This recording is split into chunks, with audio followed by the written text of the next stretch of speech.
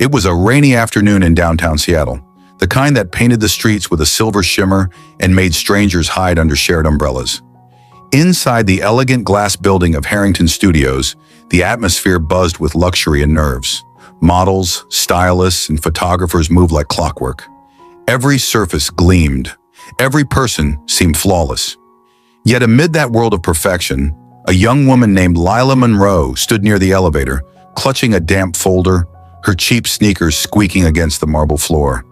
She didn't belong there, at least not in the way others did. Lila had come straight from her double shift at the diner. Her hair was tied in a messy bun, her faded jeans carried the scent of coffee and rain, and the old beige sweater she wore had belonged to her mother. She wasn't there to model, she was just there to deliver coffee. But destiny, in its quiet, strange way, had other plans. When Lila entered the studio, her eyes widened at the sight of bright lights and expensive cameras. A tall man in a dark vest was standing near the backdrop, giving directions with confidence. He was Ethan Harrington, the creative director himself, famous for transforming unknown faces into global sensations. His team was preparing for a high-profile shoot for a luxury brand, but something wasn't right. The lead model hadn't shown up, and the tension in the room was rising.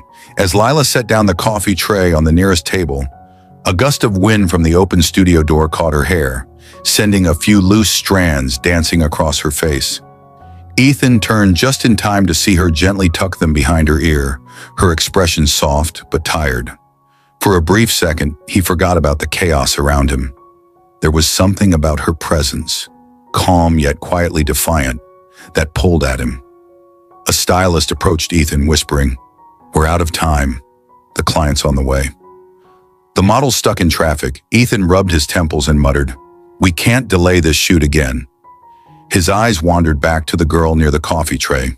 Her clothes were plain, her makeup non-existent, but there was a kind of unfiltered honesty in her face that no camera could fake. "Hey!" he called out, walking toward her. Lila froze, unsure if she was in trouble.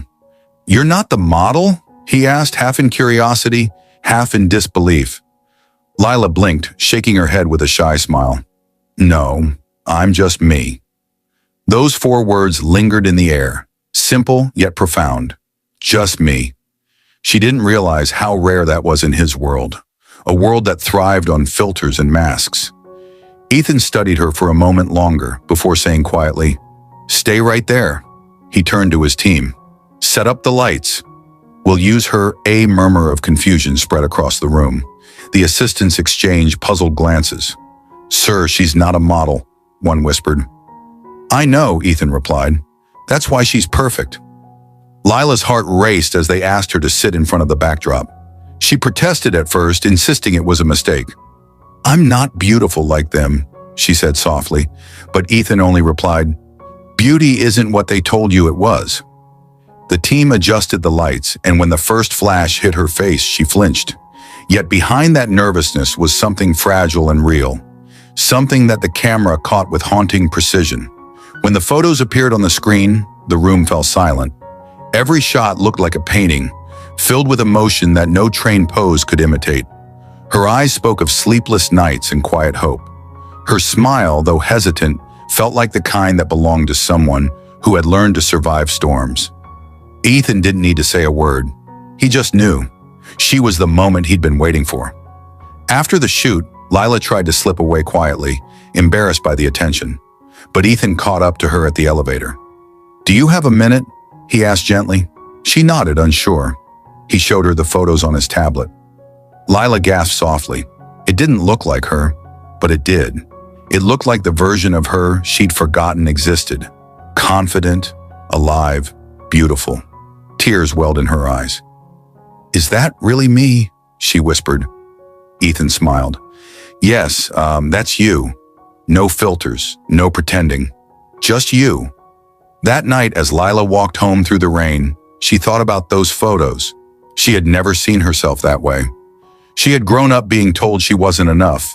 Too plain, too shy, too ordinary. Her father had left when she was 10. Her mother worked 2 jobs until illness took her away. Lila had spent her teenage years juggling school and waitressing, often skipping meals to pay the bills. Dreams for her were a luxury she couldn't afford. Yet here she was, being told by one of the most respected names in fashion that she was enough just as she was. The next day, Ethan called her back. "The client saw the pictures," he said over the phone, his tone unreadable. "They want to use them for the campaign." Lila froze. "But they don't even know who I am." Ethan chuckled softly. "They don't need to. They just said, 'She looks like Hope.'" The campaign went viral. In a world obsessed with perfection, Lila's natural, unretouched photos touched millions. People commented things like, "She looks like someone I know," and "She reminds me of myself before I gave up." She became the face of authenticity without trying to. Reporters began asking for interviews. Magazines wanted features.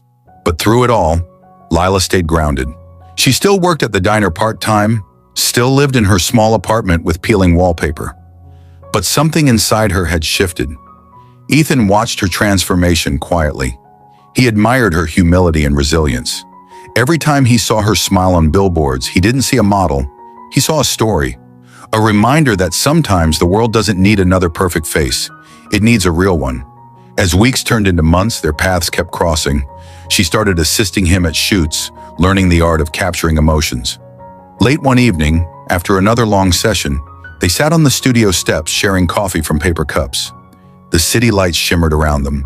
Lila turned to him and said softly, "I still don't understand why you chose me that day." Ethan smiled, watching the steam rise from his cup. "Because you didn't try to be anyone else. You were real in a room full of masks." "That's rare, Lila." She looked down, her eyes glistening. "I used to think being ordinary was a curse," she whispered, "but now I think maybe that's what made me see the beauty in others too." Ethan nodded slowly. "Exactly. The world needs more people who see beauty instead of chasing it." One evening, as part of a charity initiative, Lila was invited to speak at a small photography event. She hesitated at first. Public speaking wasn't her strength, but Ethan encouraged her. "Just speak from your heart," he said. So she did. Standing on that modest stage, she shared her story, not as a model, but as a girl who once believed she was invisible. She spoke about loss, struggle, and the quiet strength that comes from surviving every day when no one is watching. Her voice trembled, but her words reached deep into people's hearts. By the end of her talk, there were tears in the audience. One young girl came up to her afterward, hugging her tightly. "You made me believe I don't have to change myself to be seen," she said. Lila smiled, her heart full. That was the moment she realized her story wasn't about fame.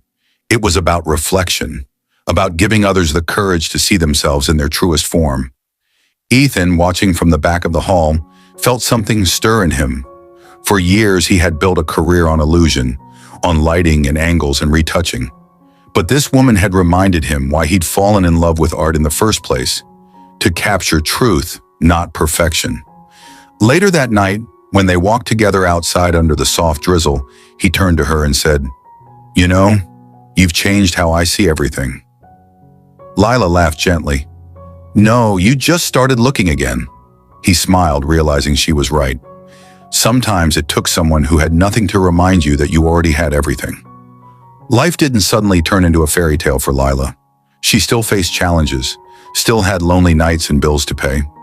But she carried a quiet confidence now, an understanding that her worth had never depended on what she wore, how she looked, or what others thought. It had always been there, waiting for her to see it.